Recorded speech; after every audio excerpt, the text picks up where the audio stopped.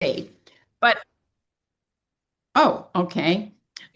It's nurtured uh, newly by this swaggering how do we say that? Broligarchy that has transformed the state into an instrument of oligarchic rule. That's not new. It's just more extreme. It's a difference of not of kind, but of quantity.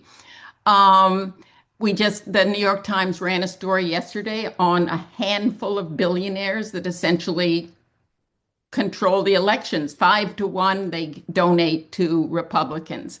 Again, this is aspirational. It doesn't completely work. We saw some good news in New York City and Virginia and New Jersey, although those are blue states. Um, so there's the oligarchy tech guys have dreams of these libertarian free economic zones. There's the Epstein class and this normal state, if you're a person of color, is just as brutal as the autocratic state. It always has been, in which people are exposed to police violence, arbitrary police violence, etc. So here's the problem with this hybrid dual state. The boundary between the two is porous, and we don't always know which state we're living in. And tragedy happens when you assume that you're living in the normal state, but it turns out you're not. And I think this is a good explanation of what happened to Renee Good and Alex Preddy, for example, who, as white people protesting, assumed up to a point that the normal rules applied. They didn't. That's forgivable and tragic. What's not forgivable is the Democratic Party, which also too often assumes that it's still living in the normal state and behaves that way. We can go into that. And then there's the crossover between the two. And then I'll stop in just a second when I finish this point. You have this, it's easy to forget that Minneapolis all began with the accusation that their Somali population was a bunch of welfare queens, that essentially they were stealing child care funds, publicly funded from the state. And therefore, they were the latest welfare queens, standard neoliberal stuff that goes back to Reagan.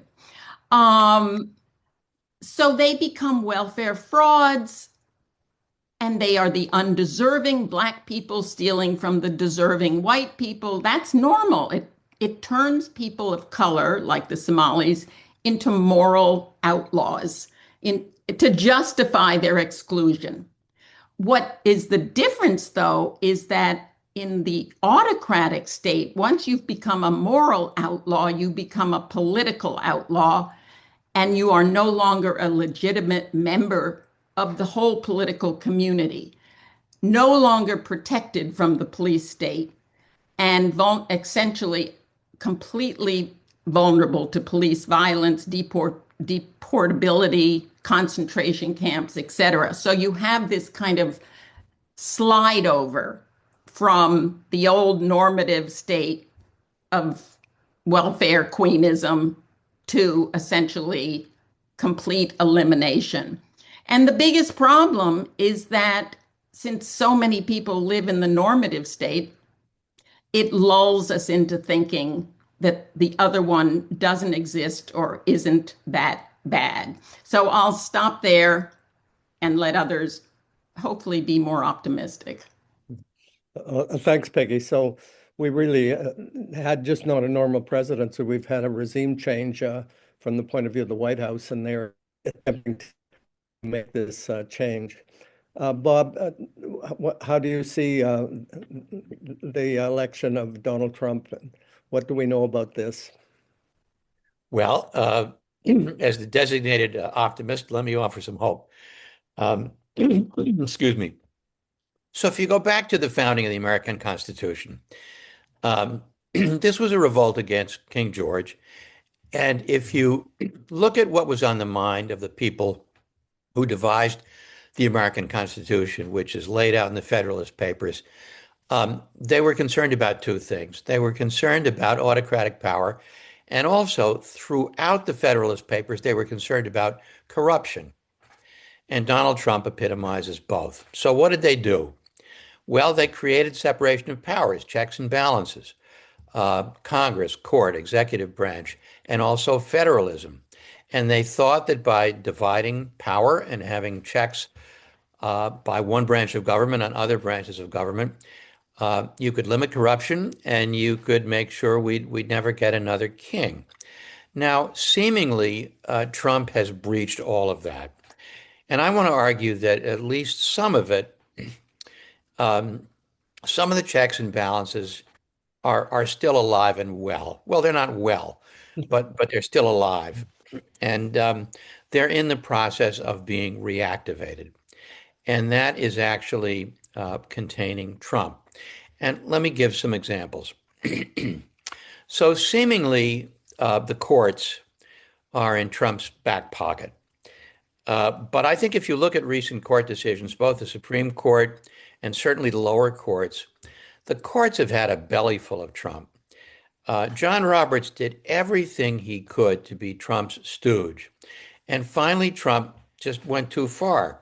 It's one thing to believe in a unitary executive when the executive is a conservative who wants to do away with the New Deal version of regulation, independent regulatory agencies. It's another thing when the executive is barking mad, as our British friends say. And I think Roberts in particular has just decided that this president is out of his mind. And Amy Coney Barrett is also voting with Roberts and the liberals, and you've had some 6-3 votes against Trump, which is just remarkable because two of these 6 people are Trump appointees. And let me give some examples. The president tried to declare a state of emergency and federalize the National Guard and send it to Illinois. And the Supreme Court said, nope, 6-3, can't do that. And Trump pulled the troops out. And it was very clear that this is where Minnesota was going, that he was losing case after case after case in the lower courts in Minnesota. If he hadn't acted to dramatically restrain ICE, the courts would have done it for him. Secondly, in the tariff case, Trump came up with a provision of the tariff law that allows him to declare an economic emergency in cases where there's a chronic balance of payments and then impose tariffs. Well, the problem is if the law justifies imposing tariffs for economic purposes and you suddenly double the tariff on Canada or whoever because the president or prime minister of that country has been insufficiently deferential to you, that's not an economic emergency.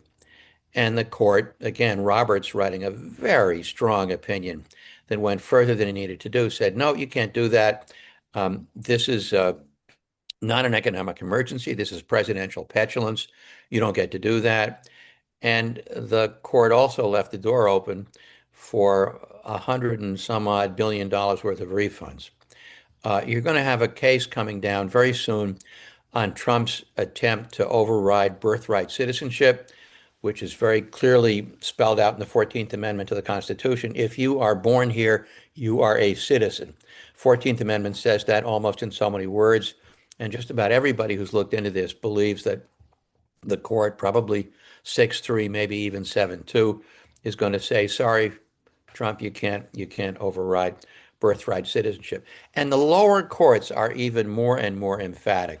The lower courts are just fed up with the administration trying to play them for fools and not following court orders, just in a whole bunch of areas, ranging from federal funding of institutions to summary deportation of people without due process. So Very major check and balance. And the other interesting thing here is Trump has not defied the Supreme Court. People say, well, what if he doesn't follow the Supreme Court? Well, he is following the Supreme Court. And some of these decisions are self-executing. If the court holds that these tariffs don't apply, people just stop paying the tariffs.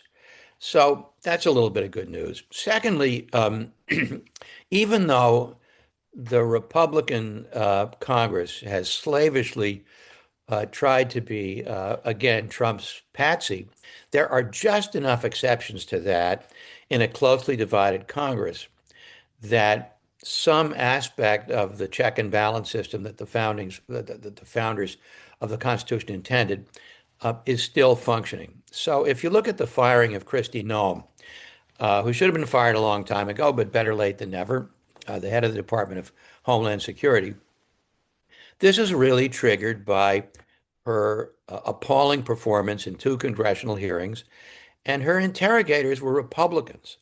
The senators who made a fool of Kristi Noem were Republican senators who had just had it with Kristi Noem, and then a day later, Trump fires Noem. And so the Republicans are very, very worried about the electoral fallout from Trump's incredible unpopularity when the election happens in November. You say, but what makes you think there will be an election in November?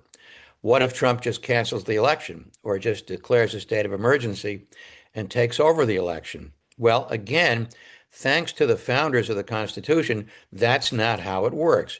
The administration of elections was left to the states. And Trump's Justice Department has tried to order states to give over voting rolls so that they could conduct bogus purges. And most states have said, sorry, we're not going to send you voting rolls. And the courts have backed the states. And if you look at recent elections, one after the other, in Republican-governed states as well as Democratic-governed states, the elections have come off pretty honestly. Texas, just the other day, had a primary, and yeah, they played cute with a rule that you have to vote in one precinct in the primary and another precinct in the general, and that cost Crockett some votes, but it didn't change the outcome. And the guy who the Republicans really didn't want to win, James Talarico, who could probably capture the seat for the Democrats, he won. And if you look at Democratic successes in recent off-year elections in Republican state after Republican state, there was very, very little fiddling with the elections. And so Trump is going to try to do what he can to take over elections, but the courts aren't going to let him do it. And I think the third check and balance is the people. The people who were a little too quiescent in the first several months of Trump's administration really woke up in Minnesota. And I think the people, the citizenry, have been activated. One of the things that's going to happen is something called Democracy Summer, inspired by Mississippi Democracy Summer in 1964, where students from all over the country are going to become poll watchers and are going to be trained next summer to be poll watchers in November. And it's not going to be that easy to take over the country in the face of an activated citizenry, opposing courts, and some Republicans beginning to defect. Now, that's an optimistic reading. I could be wrong, and then of course we have Iran. We can wait for the second round of comments to talk about Iran, but Iran is not going well for the president. It's not the cakewalk that he thought it would be. It's not Venezuela the second, and that's going to backfire on Trump. So as this is going to be a close call, but I think the American Republic is going to escape unscathed, not unscathed, but able to regenerate itself, and I think that's going to begin with the 2026 election. Thanks, Bob. Fred, what do we know about the Trump presidency? Well, I guess I'll try to come somewhere in between these two. I mean that part of the horror is that if if Bob is right and the Democrats do well in the midterm elections and regain the presidency um, in 2028, they're going to find themselves in the classic fiscal hole of a newly elected government because Trump has just blown out the deficit. The war in Iran is incredibly costly, and they'll have run down their stock of military weapons and so forth. So it can't be exaggerated how much damage is being done. Gutting of the federal bureaucracy, the Centers for Disease Control. There are whole aspects of the federal government that have been weakened that are going to take considerable time to rebuild.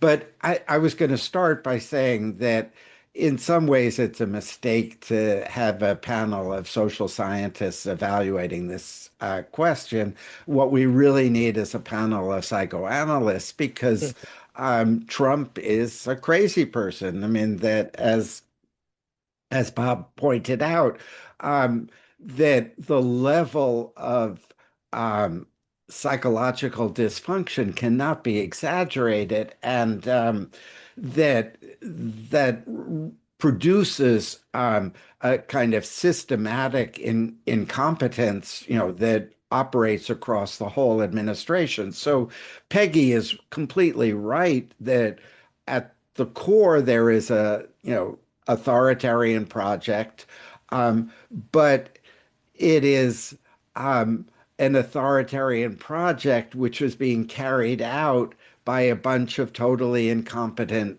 people with an incorrect theory of how you do it, because that from the beginning they were operating with the theory that the way in which you impose authoritarianism is that you flood the zone, that you go after everybody at the same time. You have so many different initiatives that you keep everybody off balance and they can't do anything.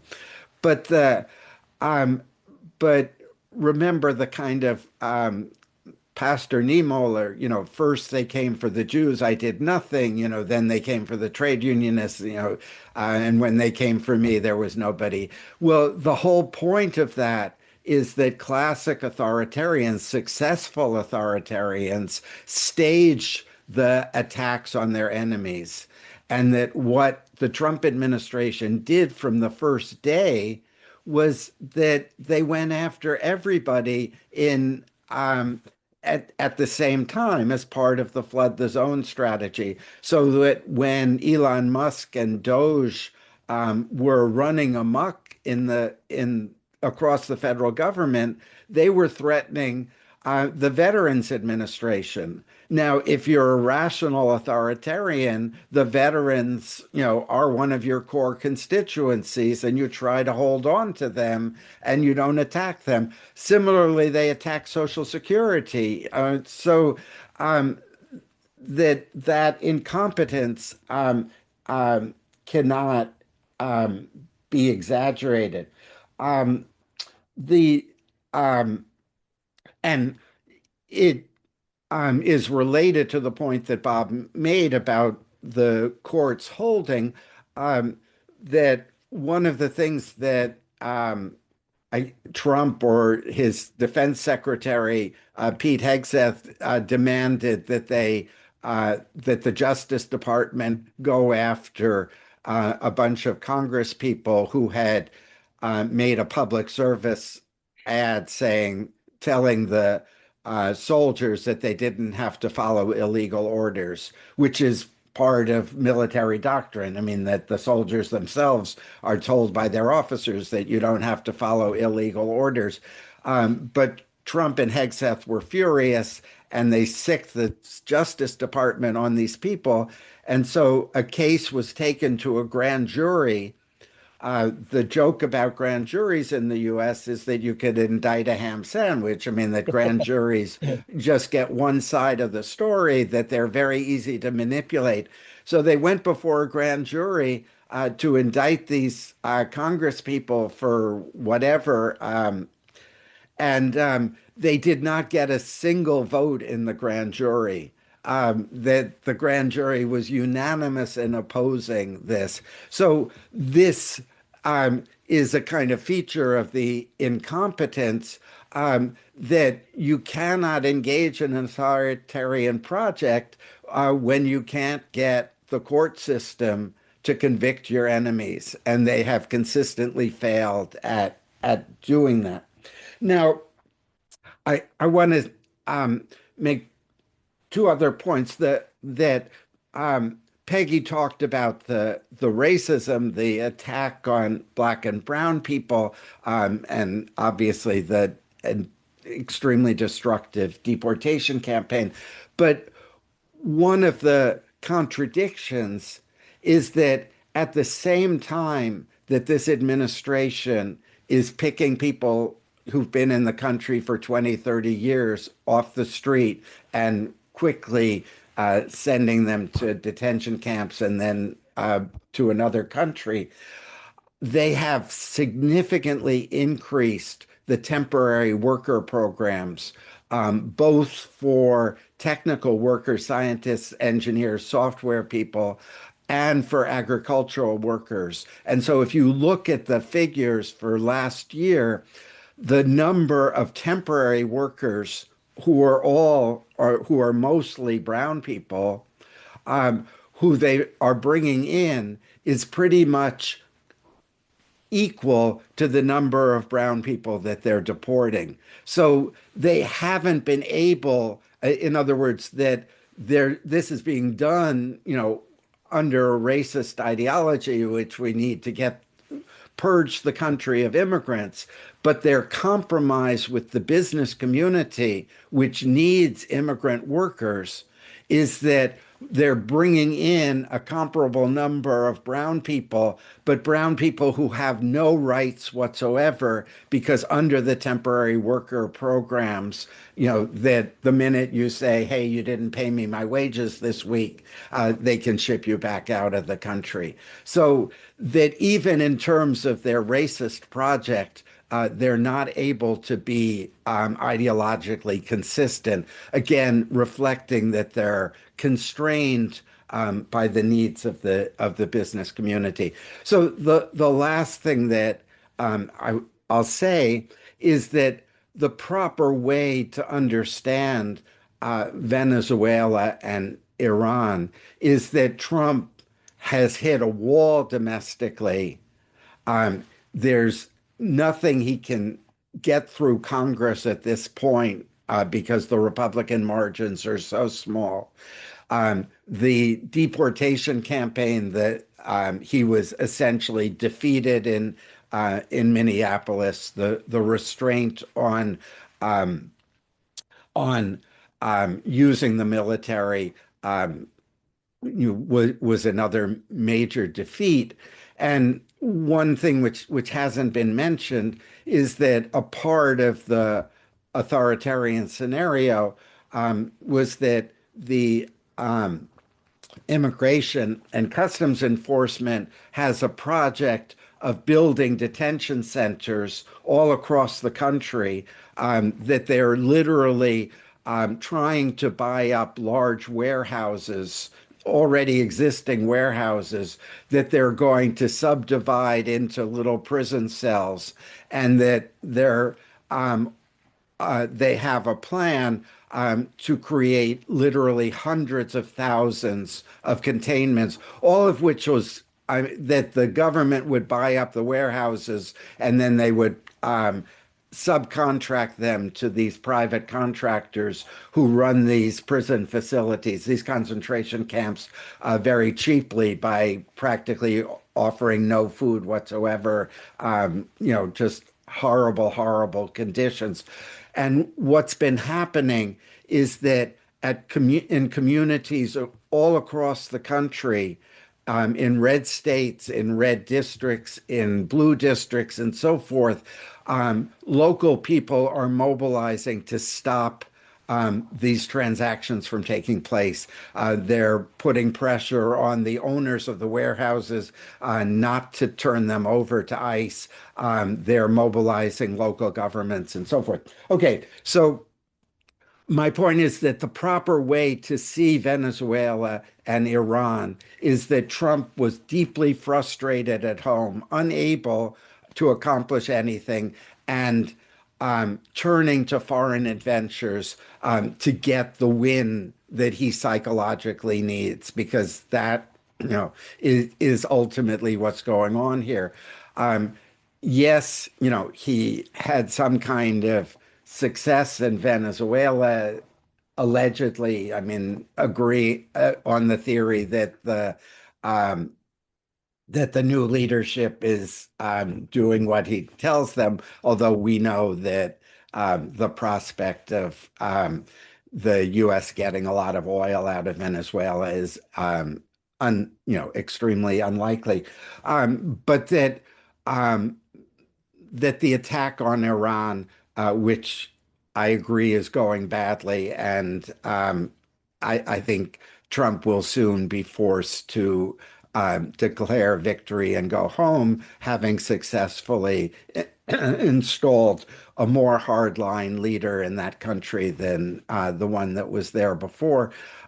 So um, that has to be understood as part of the weakness and the authoritarian project and the strength of the resistance to it. So I'll stop there.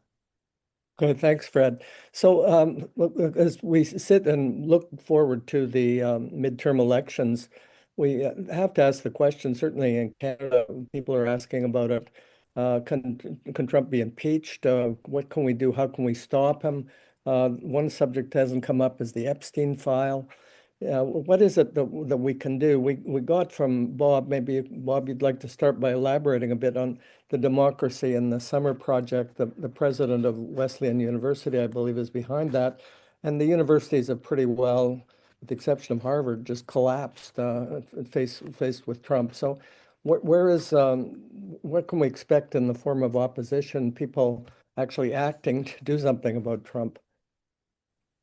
Well, I think if you look at my generation, Fred's generation, Peggy's generation, the 60s, all of that stuff was led by students.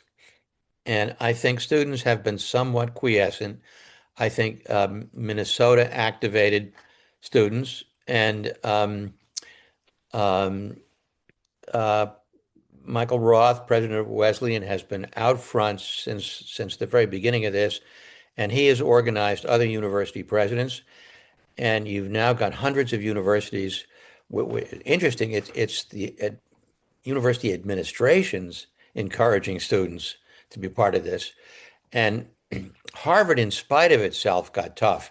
I mean, Harvard really wanted to cave in and settle with Trump the way Columbia did, but Trump kept upping the ante. And Harvard finally realized that you give in to blackmail, they just keep upping the terms.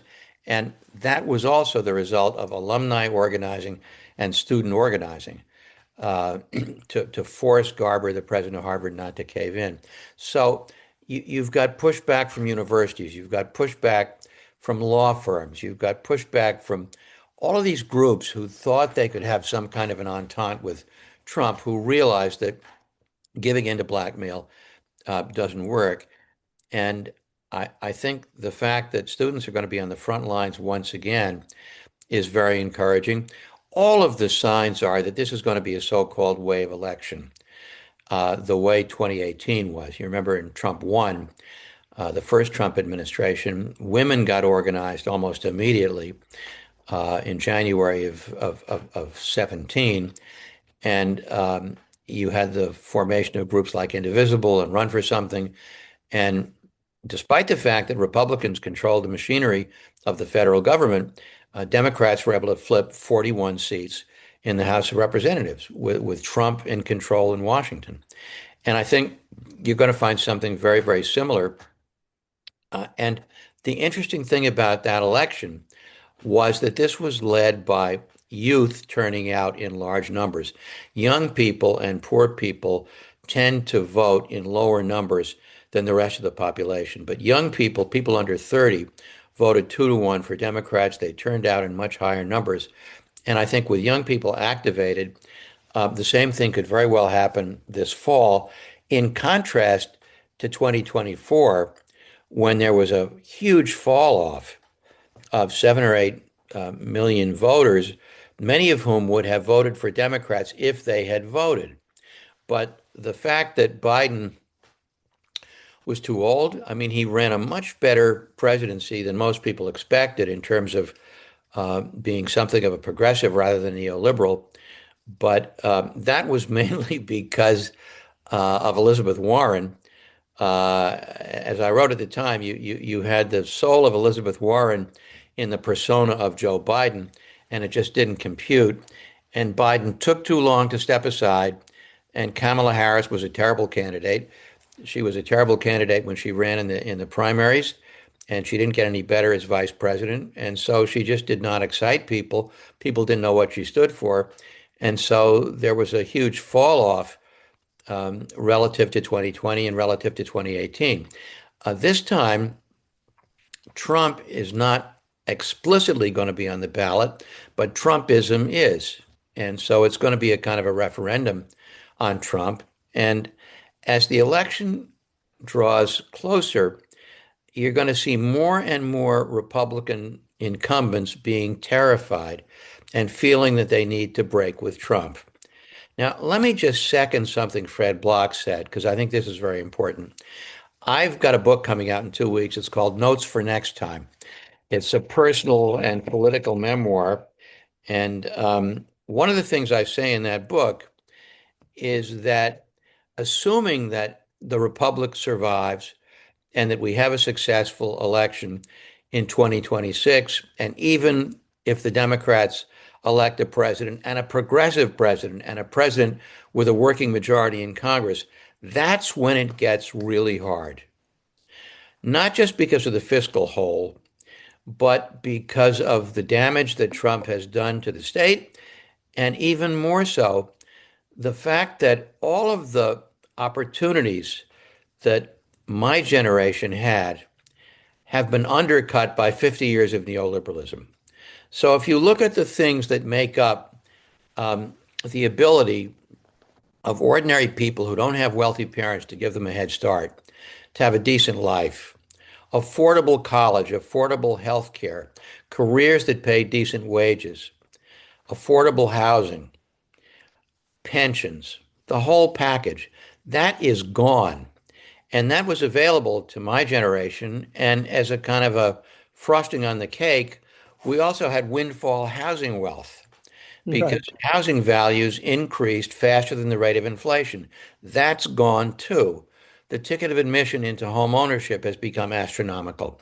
And given the interplay of home ownership costs with student loan costs, the percentage of 35-year-olds and 40-year-olds who are homeowners is at a post-war low. Because if you're a young person with a college loan and you go to the bank and you apply for a mortgage and the loan officer says, oh, well, gee, you're paying $700 a month in student debt. You don't qualify for a mortgage.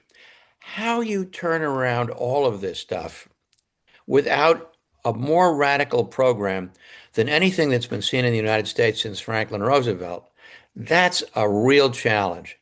And you would have to have a Democratic president with a working majority in Congress, far more radical than anything seen since FDR. So even if we have a successful election, even if the other aspects of democracy can be rebuilt, even if the government can rebuild, that's when it gets really hard. Peggy, do you want to add to that? That sort of turn towards pessimism from Bob. I must say that the issue that strikes me so much is racism. When I was a student in the United States at Harvard in 1965 at the summer school, I discovered the issue of race in the United States and what it was. And when I saw Obama get elected, I thought, well, it looks like the original sin in the United States has been put behind them. Now we're going to have a society that's going to admit people as equals. And instead, we got a reaction. We got the sort of son of the Ku Klux Klan come back, and we now have open racism in the United States in a way that hasn't been there before. So what can we do about this kind of issue, Margaret? Well, what we see in terms of this open racism at one level is standard American history. It's so easy to talk about backsliding from democracy, et cetera, forgetting that American democracy only has existed even in some proximate form since 1965, the Voting Rights Act. Meanwhile, starting in 2013, that very same Voting Rights Act has been systematically being dismantled. So that was it. The first thing that happened was the end of pre-clearance by the same Supreme Court. And by the way, in the year 2000, there was a little court decision called Bush v. Gore. And if there's this idealized notion that before Trump, we had a democratic polity, and yet in the year 2000, the Supreme Court essentially deprived the entire state of Florida from their votes by saying, sorry, you can't keep counting the votes. We get to decide, and they essentially installed Bush. It's easy to think about how different American history might have been if Al Gore had been justifiably allowed to become president in the year 2000. But going back to the Voting Rights Act, the year 2013, a big decision saying no more pre-clearance, meaning the southern, and not just southern states, plenty of states could do whatever the hell they wanted to, and they could get away with it because there was no longer going to be federal oversight.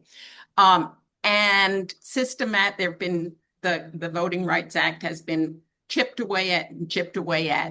And right this moment, any day now, any week now, we're going to find out the result of one of the most important Supreme Court cases being argued in the last 2 decades, I think, which is going to decide the constitutionality, in other words, whether it is constitutionally appropriate to have minority districts. In other words, 19 representatives in the House of Representatives are people of color who come from protected districts to make sure that it's mostly southern states, of course, where in a state like Alabama, where the population is something like 45%. I may have my state wrong. The case is Louisiana that's being argued. But you can have a Black population that's almost half the population.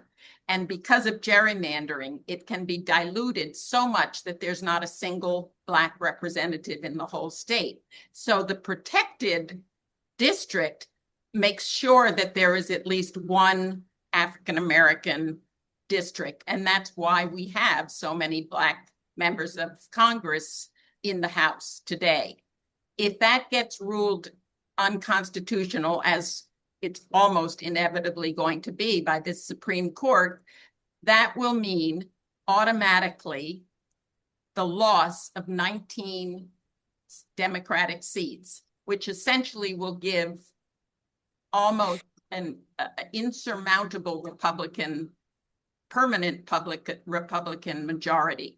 Now, as Fred reminded me as I was talking to him about this the other day, it's unlikely this can be implemented before the midterms, because the midterms have already, so many states have started their primaries and have done all their districting, et cetera. But it will be immediately implemented after that.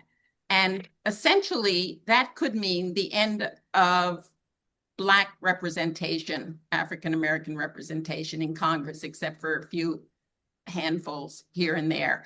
That is a level of institutionalized racism, which is just is truly horrifying. And now if we look at what's going on culturally with racism and the elimination of Black history and the rewriting of history to normalize hierarchy, we can see that as a standard American backlash to Black progress. So everything that DEI, diversity, equity, and inclusion, all of the gains that it made, once again, in typical American history style, have met a backlash and have to be systematically undone. I want to call people's attention to the SAVE Act, SAVE, which is unclear whether it's going to pass. Unlikely it's going to pass unless the Republicans are willing to end the filibuster. The SAVE Act is a devastating form of disenfranchisement. Once again, primarily will have effect on people of color, but also women. Millions and millions of women will lose the right to vote if this act goes through, because your name on your birth certificate and your current name, it's so complicated, but basically any woman who has changed her name when she got married and cannot match her original name, the one that's on the birth certificate, to her current name, you have to go to court and get all of these documents. It costs hundreds of dollars. It's incredibly complicated. So essentially misogyny will be instituted in a massive form of disenfranchisement. And another aspect of the SAVE Act that people are not aware of by and large, and by the way, this was completely voted 100%, I believe, on party lines and passed. So Republicans are for it, even the so-called moderate Republicans. There is a clause in it that essentially deputizes bounty hunters.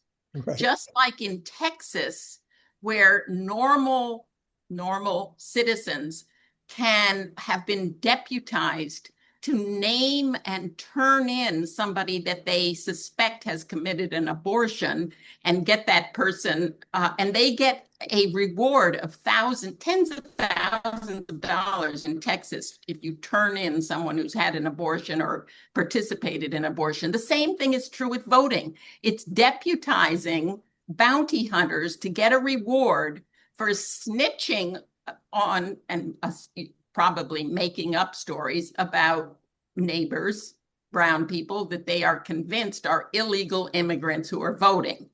And they get big rewards. The incentives, in other words, are massive. Let's assume that the SAVE Act doesn't pass. What's already happened is the end of what's called CISA, the Center for Bob, you probably know, I can't remember what the acronym stands for, but it's a major form of oversight using, in terms of computer messing up the elections through computer hacking and that sort of thing. The end of the civil rights, meaningful civil rights in the Department of Justice. Voters now being prosecuted. End of mail-in ballots. So many aspects that are in danger. Okay. I'll leave it that downside. Let me now try and say what I think what I see as some kind of possible hope. I am very intrigued by this notion of soft secession.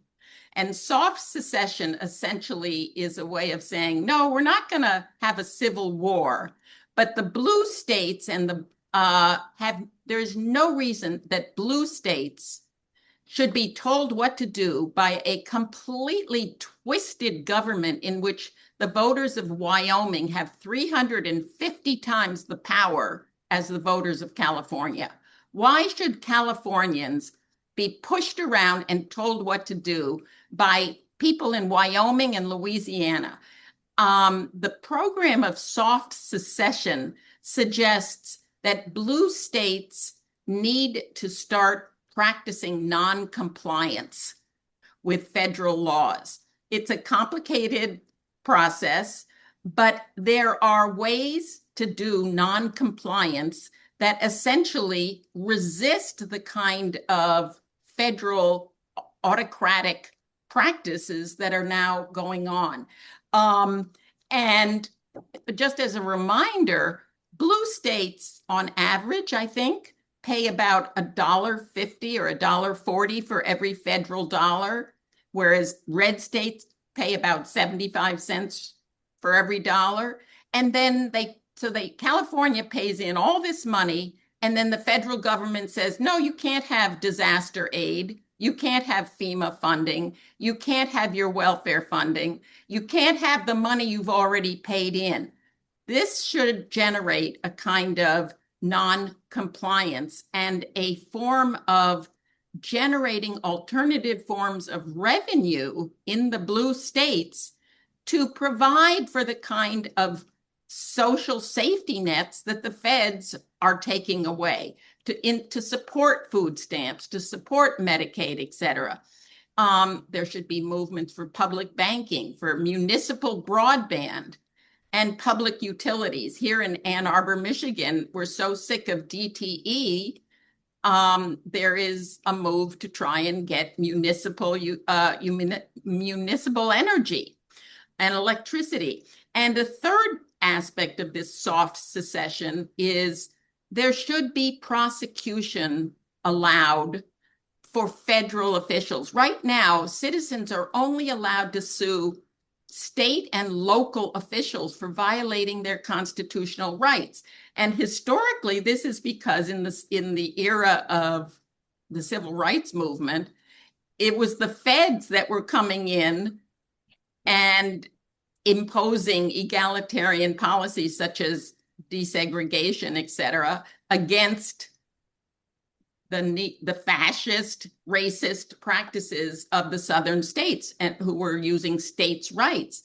Today, the whole thing is flipped, and it's time that federal officials be subject to the kind of immunization that we have given them. And there are actually several laws right now in Congress. One is called the Bivens Act. There's another one, I won't go into the name, but this would be a kind of EU model of federalism. Mondami represents a kind of soft secession, after all. He's playing it very, very well.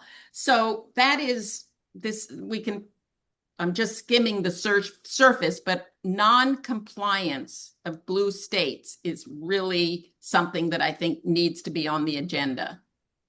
Thanks, Peggy. Fred, what kind of things could we look for to make things happen in the U.S.? Yeah, I don't agree with my distinguished colleague on the soft succession. That it seems to me that it's counter to what is actually potential to build an opposition movement across the 50 states. The first thing I was going to say is that one of the things to do is to protest, and that there's another big No Kings demonstration that's scheduled for March 18th. The organizers have talked about 10 million people participating all across the country. And that's extremely important, especially if the war is continuing. It will then be a No Kings, No War protest. And again, a very large turnout will further make the point about the narrowness of Trump's base.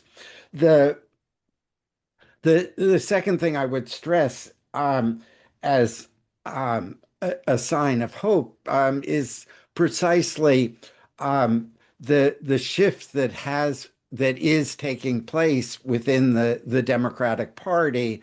That obviously that there's still, the ongoing division between the centrists and the left that's been, going on since the Bernie Sanders' first campaign, but that there has been a very marked strengthening of the left, represented by Mandani's election in New York City, but that in this primary in Texas that was just completed, the young man, he's like 35 years old, Tallarico, he essentially gave his victory speech, and the first words out of his mouth were, "We have to go after the billionaires. We have to,"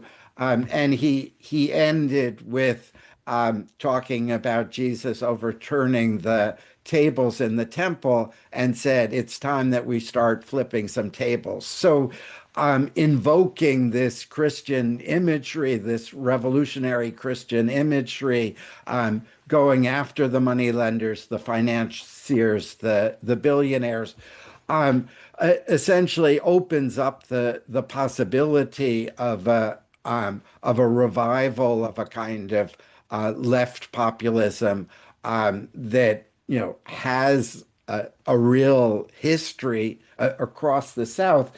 And so what I would suggest, kind of counter to Peggy's soft succession, is that it is true that Trump's base and the deep appeals are, as some people have called it, a kind of neo-Confederate movement, that the hostility to Black people, et cetera, is rooted in the values of the old Confederacy. But if we look at the map, the Democrats have already picked off Virginia. It's now a reliably blue state. Georgia has elected 2 Democrats to the Senate. The gubernatorial race is likely to be close this time.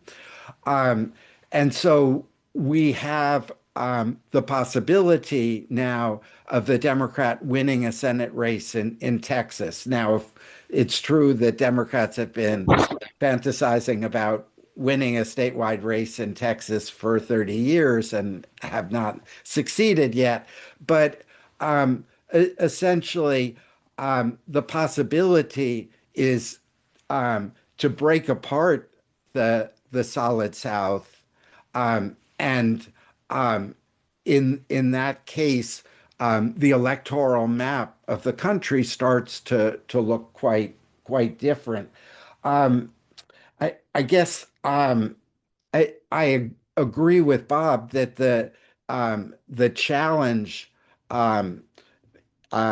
if the Democrats were to regain power in 2028, is enormous. But it also, one of the ways of thinking about it is that Trump has successfully destroyed the centrist consensus of the Cold War years. And one sees this, that the Democratic Party is now, the dominant position in the Democratic Party is highly critical of Israel, that the kind of tight fit between the Democratic Party and support for Israel has been broken. That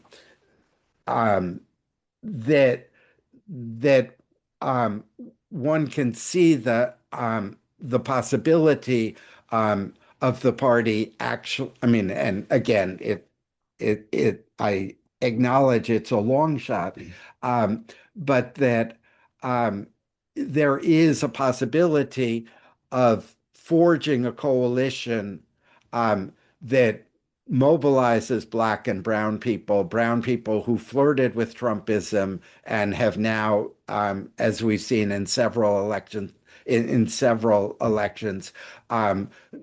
moved back away from Trump in response to the deportation campaign. We can see the outline of what the late Jesse Jackson talked about as a rainbow coalition of the progressive whites, allied with people of color, creating a Democratic Party that is Rooseveltian in its vision of the kind of transformation. And the last part of that is that what Trump has made possible is that something which has not been a part of American politics since before World War II is he's put on the agenda the retreat from empire, that it is possible that within the Democratic Party, people will start to say, let's start cutting back the size of the Pentagon. Let's start pulling back those bases abroad. Let's build our security on cooperation with allies rather than on dominance. That possibility of a retreat from empire opens up the possibility for kinds of domestic reform that have not been conceivable during the entire post-World War II period. Well, thanks, Fred. Well, the third sort of question is, what do we expect and we certainly have issues on the agenda, the war perhaps overshadowing the others.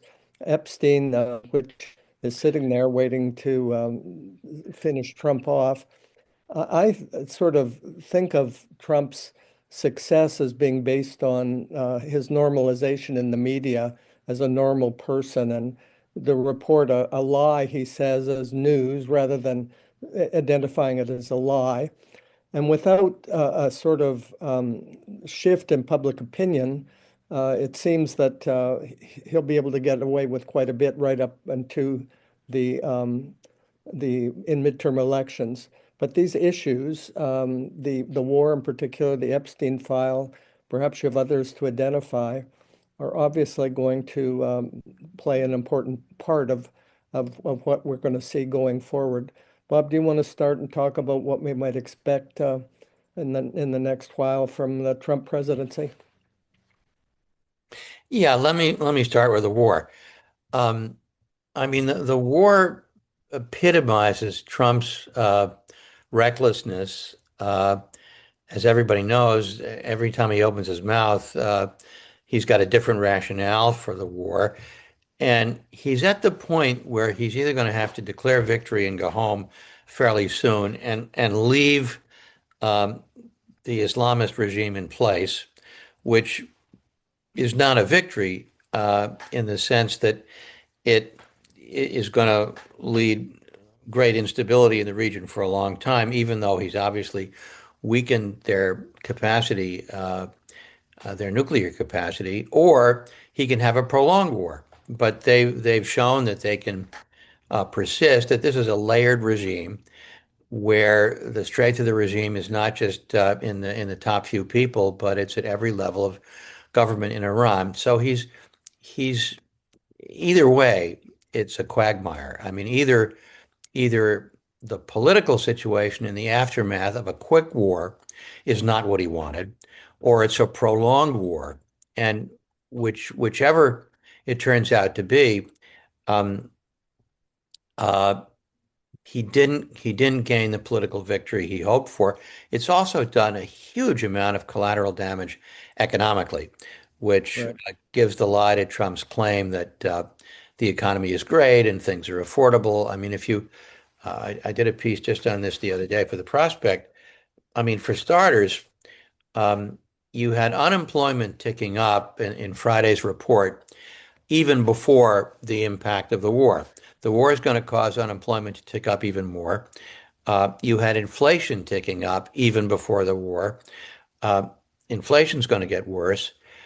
And all of this is on Trump because of his cuts to direct federal employment, his freezes on research funding, the cost of his tariffs, the reversal of Biden's industrial policies. All of this cost jobs. And then you've got the real risk of a financial meltdown because Trump has promoted so much speculation in crypto, in AI, in the deregulation of finance, where so much of the inflated stock market is a result of borrowed money.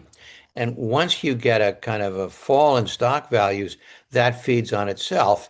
And the war only exacerbates that because of the effects on oil and other supply chain inputs. So he's got a military mess, he's got an economic mess, and all of this, I think, weakens him politically because it makes him less popular. It also makes Republicans even more inclined to put some distance between themselves and Trump, which then weakens him further. And then, of course, you have Epstein, where the other shoe still hasn't dropped, where by refusing to divulge everything that's there, they only keep the Epstein issue in the headlines week after week after week. And more people suspect that there's horrible stuff that directly implicates Trump. And so that keeps the Epstein issue alive week after week after week. So none of this is good for Trump. And, you worry that he's going to do something even crazier, but I'm not sure what that is. I mean, there's a Randy Newman song that some of us are old enough to remember. No one likes us, let's drop the big one. And I think if Trump gets crazy enough, he might want to start World War III. That's sort of in my darkest moments. If he hasn't started World War III already, that's what I imagine. People don't appreciate me, so I might as well blow up the world. He's not quite there yet. I don't think he will be there. I think the constraints are starting to kick in. Maybe that's too optimistic, but just about everything that he's tried to do is backfiring on him. Okay, thanks, Bob. I'll go to Fred now. Fred, what can we expect from the this Trump presidency? Well, I agree with Bob that I don't see that Trump has any rabbits to pull out of the hat that are going to make him and the Republicans more popular by the time we get to the election. It seems to me that the economy is headed towards deeper trouble. The AI boom is, it seems to me, very likely to uh, turn into a bubble that breaks because the firms are spending, the key firms are spending tens and hundreds of billions of dollars on building these data centers and so forth. And the immediate cash return, from selling their AI bots and so forth, can't possibly justify the level of expenditure that they're laying out. So um, it is plausible that the whole thing will come crashing down. But just the ordinary circumstances, we know that the big beautiful bill had disastrous consequences for healthcare. There are more and more people who are being um, priced out of the healthcare market.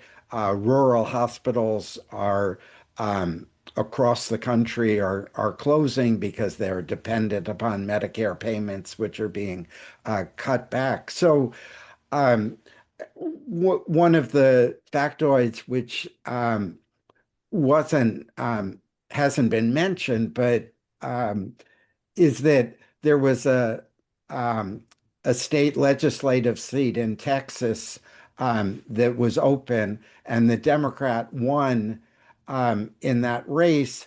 And I think the idea was that Trump had won that seat by 17 points. The Democrat won the seat by 14 points. So it was a 31-point swing in that district, which suggests, a kind of complete.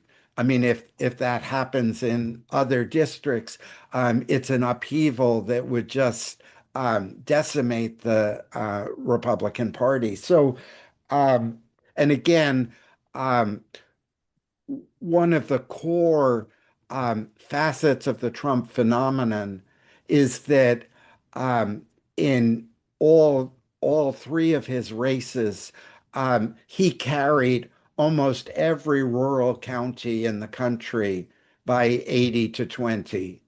And that proved critical in states like Pennsylvania, where there are a lot of rural counties. Then they add up and ultimately offset the 80-20, offset the 70 to 30 Democratic victory in cities like Philadelphia and Pittsburgh. So if the Democrats are able to mobilize discontent in those rural counties to the point where Republicans are winning only by 60 to 40, that has huge electoral consequences. And again, points to a real disruption of the Republican political base. Thanks, Fred. Peggy, what kind of things do you expect out of the Trump presidency? Well, let me just pick up a few points at random. One is I hope Fred is right about the end of empire, but the signs from the Democratic Party so far are kind of disappointing in the sense that what their complaint about the war so far has barely been about the war itself and has almost entirely been focused on proceduralism. The fact that they didn't get the vote, to be able to vote on this war. The War Powers Act, which of course has been ignored for 50 years. But if they would get off of the proceduralism and more on the content, the substance of what this war is about. But they always frame it just like they did in Venezuela by saying, oh my God, we're so happy to get rid of this vile dictatorship. We're so happy to get rid of this vile Maduro. And of course, these are both vile regimes, and we are happy to get rid of them. But that's not how you stage an opposition, is by saying how the end was worth it implicitly. So that worries me about the end of empire. The thing that has not been mentioned at all in this entire discussion is the oligarchical takeover of the media. It's absolutely cannot be overstated just how dramatic it is that it's not just Fox News now that is giving information to the American people, but it is now CBS. It's going to be CNN. It's going to be whoever else is Discovery Network, whatever else is in that stratosphere of this new Paramount takeover of Warner. It is really, just as an example, at this so-called, where they return the bodies of the fallen soldiers to the Dover airport base yesterday, and Trump refused to take off his baseball cap that said something like "Make America Great Again," and refused to bow his head. Fox News played an old alternative video of of something in the past where Trump had taken his hat off, so that people would not be forced to see Trump showing such complete lack of respect for the people that he had killed.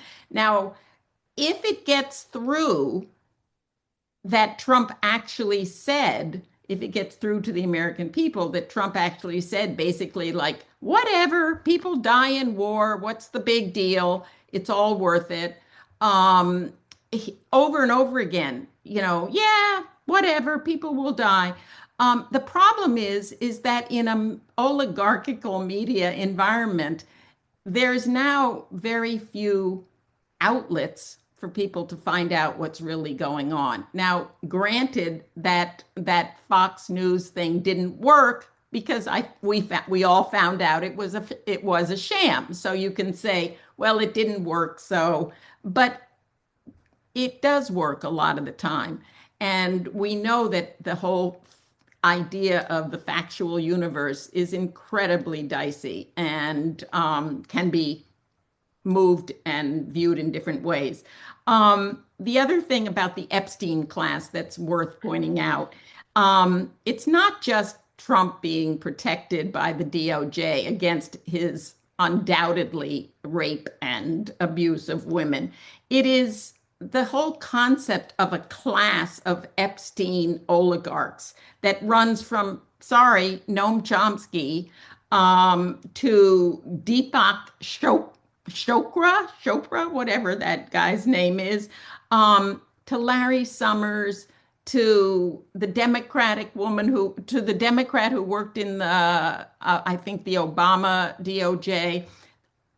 It's this is the normal neoliberal state at its finest. And it's not clear that we're going to find out everything in very soon about the truth about the Trump implications in the Epstein saga. What I do have optimism about is a couple of things. I am thrilled with the artistic cultural refusal that we see, to the refusal to participate in rewriting the sort of moral narrative of the nation. And you see that in the Kennedy Center having to close because so many artists and cultural groups have just said, no, F you, we're not coming. That is wonderful because autocratic power needs cultural institutions to dictate a sense of national identity and to decide who gets to count as a person of worth. So this is fantastic form of resistance. Obviously, Minneapolis, it wasn't just protest, it was an entire underground railroad, which was essentially created, in which white people in Minneapolis risked their lives, even after Renee Good and Preddy were murdered, to protect people in their basements, to move them through from house to house. It was a true underground system, which is absolutely exhilarating. And so we can hope for more of that and this level of solidarity across race and, yes, across all the states. And I do take solace in this democratic summer that is being planned, that Bob has written about. As far as what we can expect from Trump, I do expect that we're going to see ICE at the polls, and that it is going to create a massive fear and intimidation of showing up for many, many people. I think that's going to have real impact. And I do understand that the Republicans are planning another round of budget cuts and tax cuts because that's the only kind of policy they can get through because it's passed through something called reconciliation. So they don't need to worry about the filibuster. So there are more Republicans than there are Democrats, and they can pass these budget cuts in the name of tax cuts that appear to be helping regular people, such as tax breaks on tip, like no taxing if you're a tipped worker, which makes people say, oh, wonderful, they're looking out for, the common person. It'll be a sham, but it is something that is on the table. Bob, did you want to add something? No, I think we've had a very good conversation, and I think we can probably let it go here. Thank you. Fred, last word? No, I'm done. Well, listen, I want to thank our panelists. I first encountered Bob Kuttner in the Atlantic Monthly and article he wrote, The Problem of Economics, in 1984. And I clipped it into a file I called Important Articles, and I made every student I had after read it. It was a wonderful piece of work. Thank you. Fred wrote a piece on productivity. If it's not the best piece in political science, sort of social science research that I've read, it's certainly amongst the very best and very revealing. And Peggy, of course, has shown her brilliance in all her work. So it's really a great pleasure for the Polanyi Institute to be able to welcome these distinguished friends of the Polanyi Institute, scholars who discovered Polanyi on their own. Peggy did in her 20s, Fred did as well, all by themselves. They recognized it. And the great contribution of the Polanyi Institute is to bring together these students of Polanyi who didn't really know each other and to create a network. I remember when Carrie told me she was setting up an institute for her father's files, and she wanted just people to have access to the archives. And she said to me, and you know what? I found a graduate student who speaks Hungarian, and I don't speak Hungarian. I have German. So I found this graduate student. And this graduate student is Margie Mindell, who's been and become the spirit, the leader of the Polanyi Institute. And Margie, thank you so much for all you do, all you've done, for putting this panel together, bringing this issue of the American presidency, which affects everyone in the world, to put the spotlight on it. The Polanyi Institute is the one doing it, not the University of Toronto or McGill or any of the other places that should be doing it. So thanks to everybody who checked in. If you were in Vienna, if you were in where there's a Polanyi Institute, and if you're in South Korea, where we have Polanyi scholars, in Canada, the United States. Thanks so much, everyone, for tuning in, and thanks again for a wonderful conversation. We'll just do this again for sure. Thanks so much. My turn to thank you, Duncan. Thank you for your excellent moderation.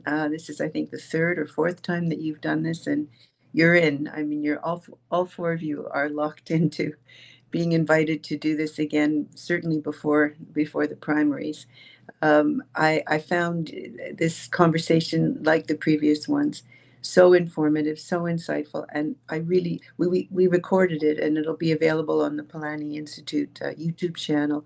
But it is such a contrast. I mean, you raised, Peggy, what's happening now to the media, but even before it actually happens, it's such a contrast to what we listen to, the bombardment that we get daily. That yes, there are a lot of facts, and we are assaulted by these facts every day. But the analysis is really lacking, and this is what we heard today from the three of you. Bob, I look forward to your book very, very much. And I'll just make a pitch here for the American Prospect, which for me is really almost a daily source of good analysis, excellent writing, pithy, interesting, and superb, and in many ways, in contrast to a lot of what we have access to, even in very good American journalism. So thank you all, and please stay tuned. You will be invited back, and we are in solidarity with you. We watch. We're only, in my case, 45 minutes from the American border, and every day is another assault. We began by saying, I haven't heard the news today, and heaven knows what Fred's introductory comment was very apropos, that this is we need a team of social psychologists to try to unpack what is really a devastating time in American history, in world history. Thank you all, and thank you everybody who attended. And have a good day, good evening, good morning. Until the next time. Thank you. Bye. Thanks. Ciao, ciao. Ciao, ciao.